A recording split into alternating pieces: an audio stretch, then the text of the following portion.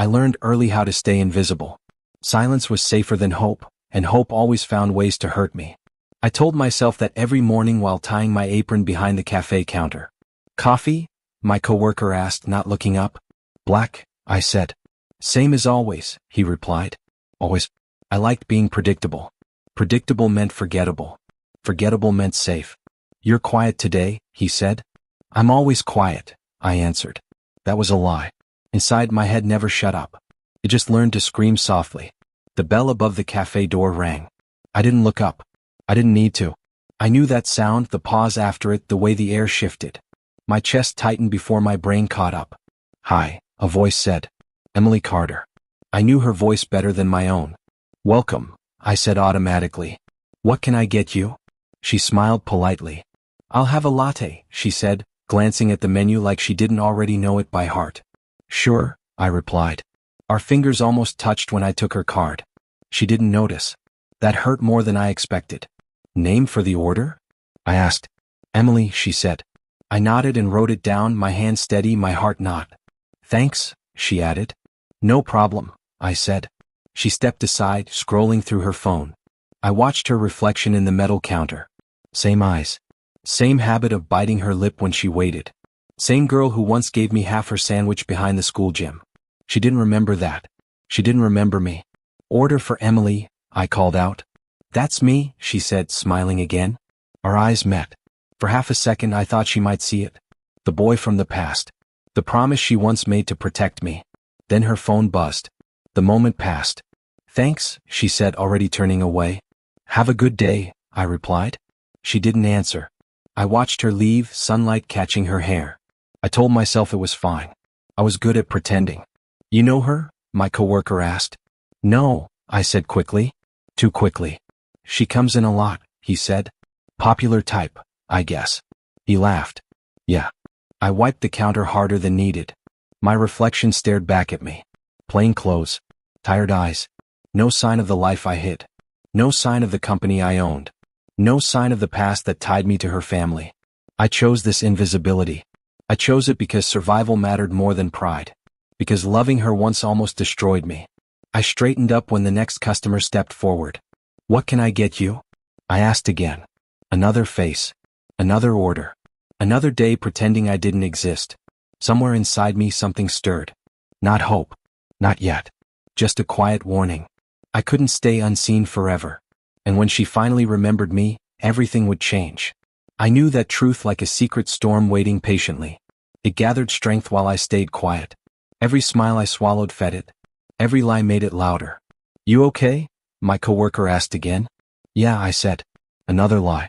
I handed out drinks and change, my body working while my mind replayed her voice. I wondered if she ever thought about the past. If she remembered the boy who walked her home when it rained. Closing soon, my coworker said. I'll clean up, I replied. He nodded and left me alone. The cafe felt bigger without voices. I locked the door and leaned against it. You're safe, I whispered to myself. I wasn't sure I believed it. Being unseen had kept me alive. But seeing her again reopened something old and dangerous. I picked up my phone, saw her name nowhere on it. Of course. She had no reason to call me. I put the phone away. Tomorrow would be the same. That was the plan. I turned off the lights and stepped outside. The city buzzed around me, alive and unaware. I pulled my jacket tighter. Ethan Brooks, the man nobody saw, kept walking. I told myself that was enough. I didn't know yet how close I was to being exposed, or how much it would hurt when it happened. I just knew the past had found me again. And it wasn't going to stay quiet. Neither was I, not forever. I breathed in slowly, feeling the weight of that truth settle. Not yet, I told myself. Soon, I added, barely audible. The night swallowed my words. I walked home alone, carrying everything I refused to show. Tomorrow I would put the mask back on. For now, I let the pain breathe. It reminded me I was still alive. Still waiting. Still unseen. But not forgotten by fate. I didn't know it then, but she had already stepped back into my story. And nothing I hid could stop what came next. I kept walking anyway. Because that was what survivors did. They endured. They waited. And eventually they were seen. I just didn't know how much that would cost me yet. I would soon. Very soon. I used to think no one saw me back then. Then Emily did. Hey, she said once, standing in front of me like she wasn't scared. Leave him alone. One of the boys laughed. Why do you care? Because I want to, she said. I remember staring at her shoes, afraid to breathe. You okay? She asked me after they walked off. I nodded. I wasn't. Did you eat? She asked. I shook my head. She sat beside me and pushed half her sandwich toward me. Don't make it weird, she said. I won't, I whispered. You're Ethan, right? I nodded again. I'm Emily. I already knew. Everyone did. You don't talk much, she said. I don't have much to say, I replied. That's fine, she said. You can listen. She smiled like it was enough. Those memories hit me while I stood near the cafe window later that week. Emily was inside laughing softly. I wasn't supposed to listen. I did anyway. I can't believe it's really happening, she said. A man's voice answered. You deserve this. I knew that voice. Mark Reynolds. I stepped closer without thinking. My parents are thrilled, Emily said. They think you're perfect. I try, Mark replied. For you. I felt cold. You're quiet, Emily said. Mark laughed. Just thinking about the future. Our future, she said. I swallowed. We've come so far, Mark said. Remember when we were kids? Yeah, Emily said. You always stood up for people. I almost laughed. Almost. You ready to announce the engagement? Mark asked. Emily hesitated. Soon. I just want it to be right. It will be, he said. Trust me. I stepped back before they could see me. My heart pounded like it wanted out. Mark and I used to sit on the school steps together. We're going to be something, he told me once. You and me. Really? I asked. Yeah, he said. We'll rise together. I believed him. I believed both of them. Later that day, Mark spotted me outside the cafe. Ethan? He asked, squinting. Hey, I said. Didn't expect to see you here, he said. Life's funny, I replied. He laughed. Still quiet, huh? Some habits stick, I said. He clapped my shoulder. Good seeing you. Yeah, I said. You too. He walked away like nothing mattered. I stood there shaking. You okay? My coworker asked behind me. Fine, I said. I wasn't. That night, I lay awake replaying Emily's voice. Our future. The words echoed like knives. I never claimed her. I never told her how I felt. Still, it felt like something was taken from me. Why didn't you say anything? I asked myself aloud. The room didn't answer. I thought about the life I hid. The name I buried. The power I pretended not to have. What did it cost you? I whispered. Silence. I remembered Emily saying, you matter, when no one else did. Now she was building a future with the one person who promised me brotherhood. I laughed softly. It sounded broken. Maybe this is karma, I said. Or maybe it was cowardice. I rolled onto my side and stared at the wall. If I had been honest back then, would things be different now? I chose this, I reminded myself. But the truth hurt more than the lie. The girl who saved me was gone. And the boy who stood beside me had taken her hand. I closed my eyes, knowing one thing clearly. Hiding had kept me alive. But it had cost me everything else. I told you not to trust them, my father said that night. They're partners, I argued. Mark's family wouldn't do that. Daniel Brooks looked tired. Power changes people, Ethan. They're friends, I insisted. He sighed. So were we. That was the last real conversation we had. Weeks later, I stood outside his hospital room. A doctor shook his head. The stress was too much, he said. I wanted to scream. At the funeral, Richard Reynolds didn't meet my eyes. I'm sorry for your loss, he said, voice calm. You destroyed him, I said. Richard smiled thinly. Business is business. Mark stood beside him, silent. Say something, I whispered to Mark. He didn't. That was when I learned the truth. Silence wasn't empty. It was a choice. Years later, I sat at the end of a long conference table. Any objections? A man asked. No, another replied. I stayed quiet. I always did. They didn't know I owned more than half the shares. They didn't know the company existed because I rebuilt it from the ashes my father left behind. Delivery? Someone muttered as I stood. Yes, I said calmly. Laughter followed. Careful, a voice said. You're in the wrong room. I'll be quick, I replied. I placed the folder down. Inside were reports that could end careers. I didn't open it.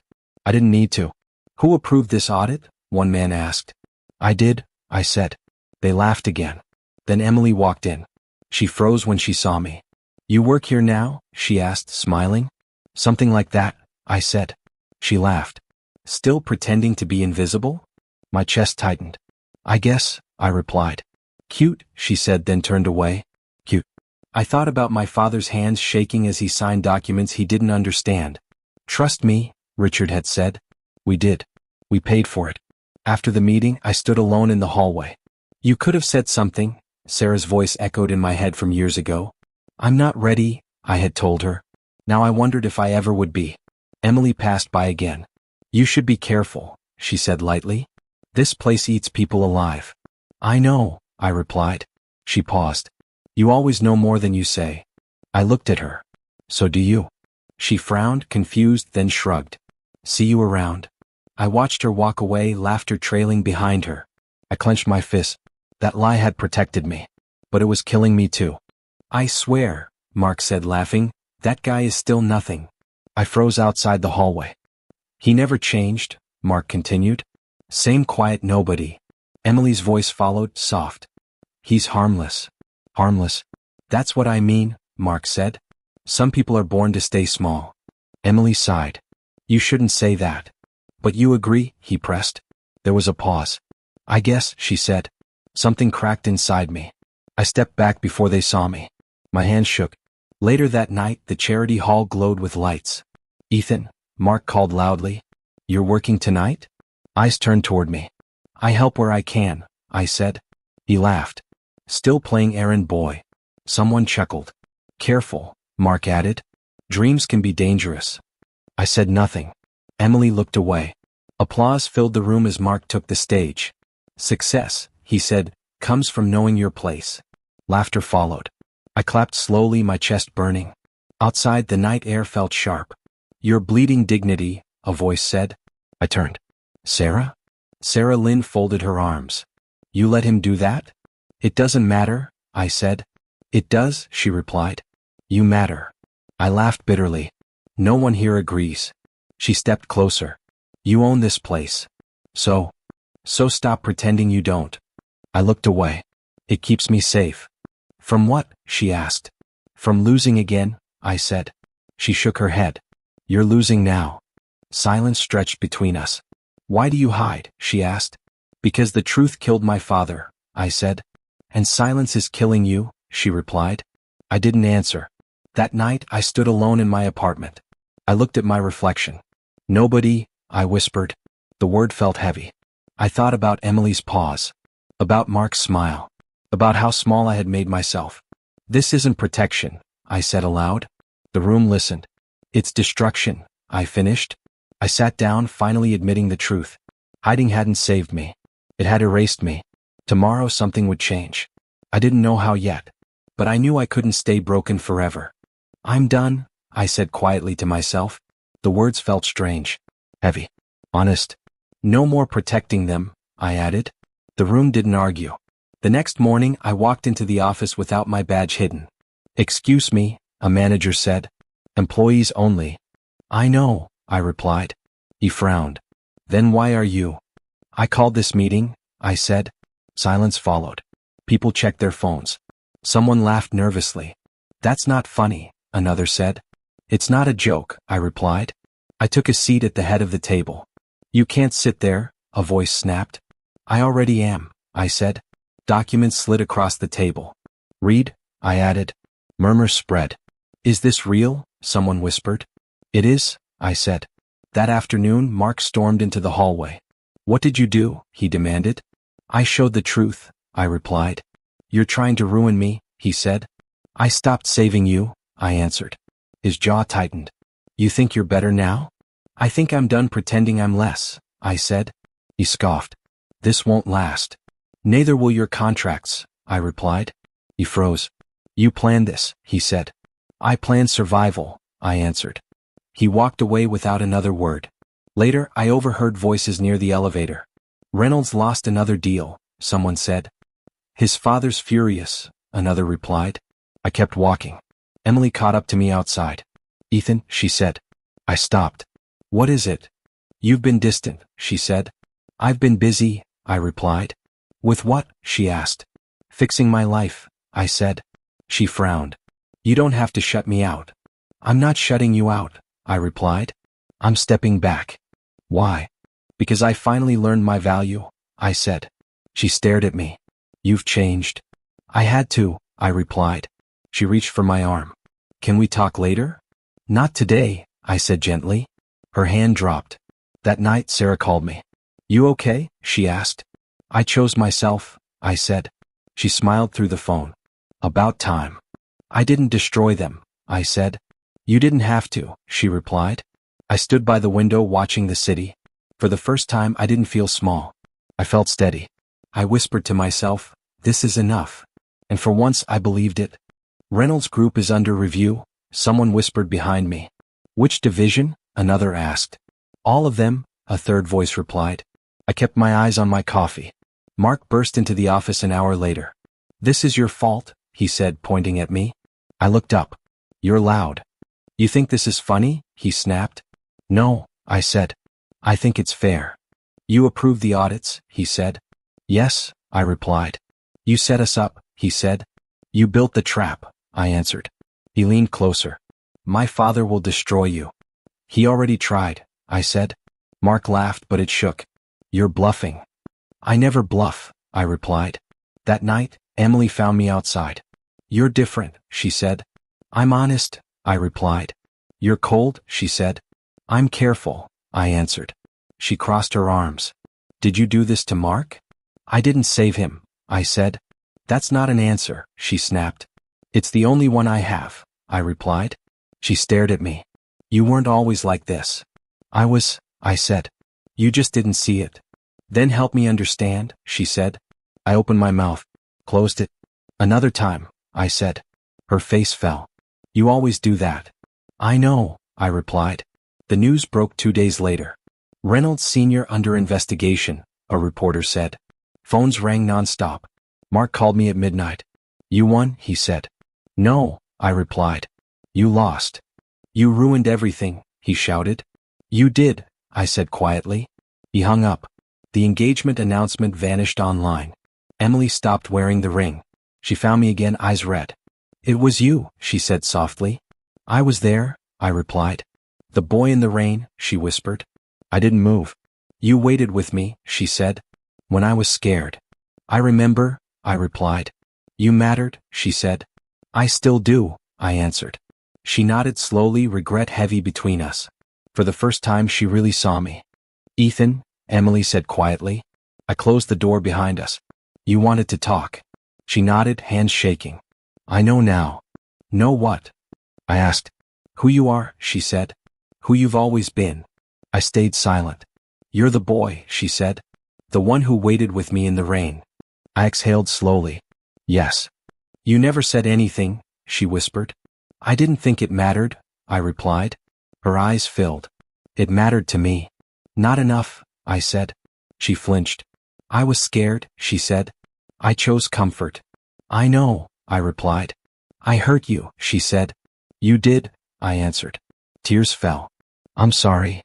I believe you, I said. She stepped closer. Why didn't you fight? Because I was tired of losing, I said. You disappeared, she said. I survived, I replied. She reached for my hand. Can we try again? I hesitated. The door slammed open. This is your fault, Mark shouted. I turned. Still blaming others? You planned everything, he said. I stopped protecting lies, I replied. You stole my life, he yelled. You destroyed it, I said calmly. Emily gasped. Leave, I told Mark. He laughed bitterly. You think you won? I think I'm free, I answered. He stared, then left. Emily looked at me. I didn't see you. I know, I said. I see you now, she whispered. I looked away. That might be too late. She cried harder. I loved you, she said. I loved you too, I replied. Do you still? She asked. I don't know, I said honestly. Silence filled the room. I need time, I added. She nodded slowly. For the first time she understood the cost of silence. Is this it? Emily asked softly. I looked at her. This is the truth. She wiped her eyes. I meant what I said. I know, I replied. I chose wrong, she said. You chose comfort, I answered. I didn't know it would cost this much, she whispered. It always does, I said. She stepped closer. We could still try. I shook my head. I don't hate you. Then why? She asked. Because love without respect is a cage, I said. Her breath hitched. I lived in that cage for years, I continued. I won't go back. She nodded slowly. You're stronger now. I'm honest now, I replied. Outside, Mark's name echoed through news feeds and courtrooms. He's being charged, Emily said quietly. He made his choices, I replied. You could have saved him, she said. I saved myself, I answered. She looked down. I'm sorry I didn't. I forgave you, I said. That doesn't mean you'll stay, she said. No, I replied. Silence stretched. Will you be okay? She asked. I already am, I said. She managed a sad smile.